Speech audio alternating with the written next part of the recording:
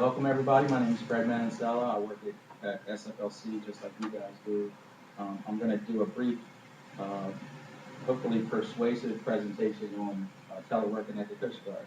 What I think personally is the federal vision for telework is to create an effective and connected workforce, that leverages some of the new way of working that we can actually do nowadays based on IT technology, some of the actual economic situations like the price of fuel and things like that, that perhaps weren't challenges 20 years ago. So I think that's the vision, to embrace all the new technology and see how we can use it to our advantage as a federal government workforce. Believe it or not, the law is not that new, but there's actually an act called the Telework Enhancement Act of 2010 that was just signed back in December of this year. A lot of folks don't know that, but this is actually a federal law, so the Coast Guard or DHS doesn't have an option to do anything with telework. It's not optional. The president says all of the components and departments have 180 days to establish your telework policy. You will do this. So the 180-day timeline is up in June for DHS. So we're going to be seeing some policy come down. WMS is already talking about it and doing some planning.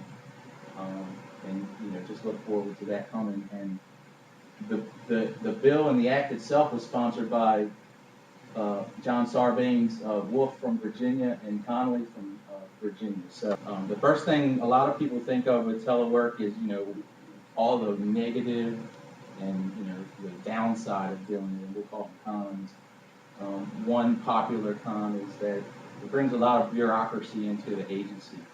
So just like right now for the Coast Guard, we're having to have meetings with our workforce management staff, figure out all the do's and don'ts of our policies based on our own situation, and we got geographically displaced workers that we have to consider. What's their policy going to be?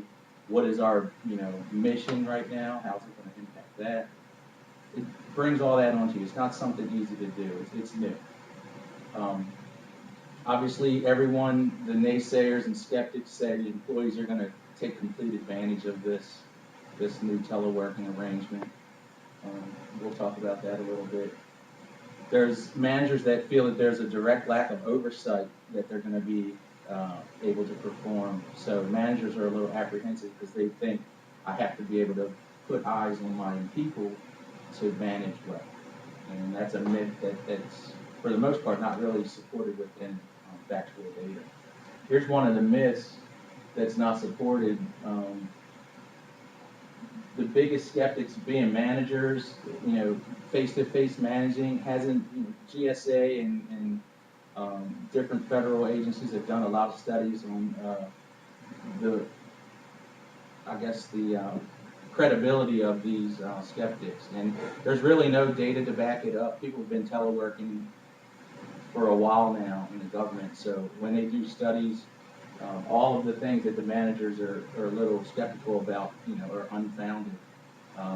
Some people are actually more productive when they're home. We'll get into a little bit of the benefits. A lot of the managers have never tried it themselves, so they just say no. And then you've got a whole host of managers that are just, they're in their routine. I like to come in, get my coffee, sit at my desk, log on. They don't want to deal with the challenges of new IT tools, so they don't really embrace the technology. But that's not a reason to not telework. We need to train those managers, not be scared of it too. Some of the pros, this is just a few. There's a lot of traffic issues in the DC, Maryland, Virginia, corridor. Both of our beltways, DC and Maryland, are just completely congested with all the base realignment that's planned. It's going to get worse. Fuel costs are definitely rising. It's something that as a country we don't have any control over, but what we can control is how we plan to make sure we take care of our workforce. And some folks are coming close to 75 miles to work each day. I mean, to allow that person to telework one day a week may be a cost savings of $50 and a time savings of, 2 to 3 hours of their day. Now, think about that. If you're an employee, how likely you are to go with one agency that, allows for telework, or one that says, no, you're going to drive in every day, we don't care about you being stuck in traffic. So specific benefits to employees, right off the bat, it just reduces your stress. Um, Once again, I'll go to my personal experience of being stuck in traffic on the DC Beltway, on your way to work, and then, not knowing what you're getting into on your way from work. So you'll see a lot of folks, like around half hour before they're going to get off, tuning into the radio, trying to find out if there's a traffic jam. Sometimes they'll make the decision, well, I'm just going to stay and work some calm time, let the traffic clear up, and so basing your work schedule on traffic jams and things like that is counterproductive. There are studies that say it improves productivity. I know personally, like, not everybody's work arrangement isn't going to improve productivity, but I had to do a lot of document reviews, and trying to do those at your cube or your workspace when you're physically at work and folks are coming by, it distracting you from reading a 50-page document where you really want to get deep into thought as you do a review.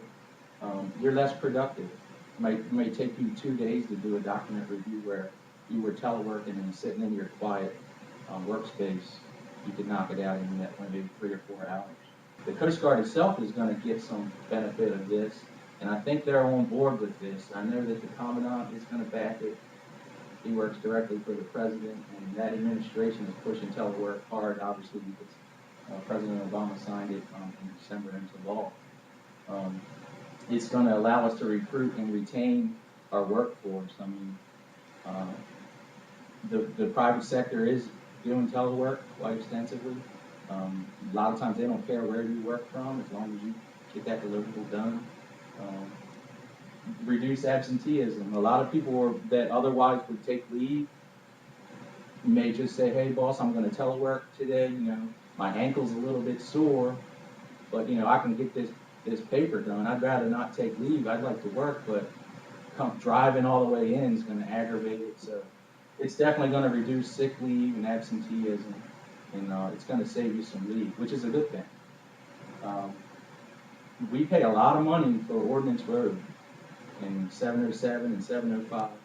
There's some talk, and this is just me again putting out hearsay and rumors.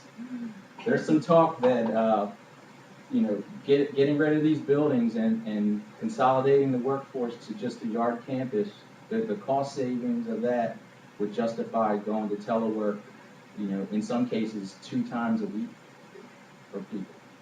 And the way that might work, and this was just brainstorming that I overheard, it would be like a hotel situation where you come in and you don't have an assigned desk, just like a library. You would just go find a computer works. All of them would be standardized. You'd sit down, do your work for that day, and go home. So there's talk of that. I mean, that would be a tremendous savings if you could eliminate all these cubes over here and have that type of setup where you just go to the yard, sign into a desk somewhere, and do your work for the day.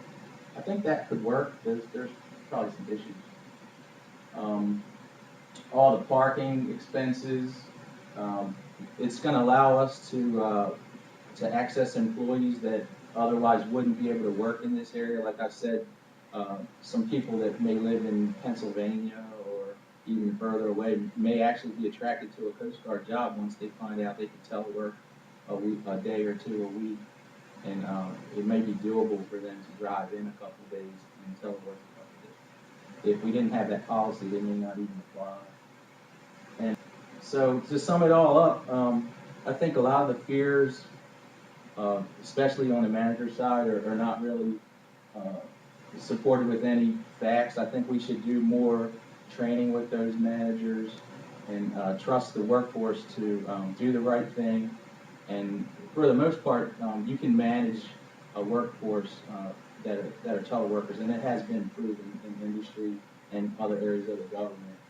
And what happened in the winter of 2009 when all of Washington, D.C., all but shut down, should serve as an example and a wake-up call to us that, you know what, we need to embrace technology, and, completely shutting down operations because of a weather event or a natural disaster is just unacceptable, as a government. Um, Telework is a way around that. I personally teleworked during that time, but there were a lot of people in DC that weren't set up to telework, and they were told, don't come to work. So no production there, and they got paid administrative leave for that day. Just a complete waste of our tax dollars.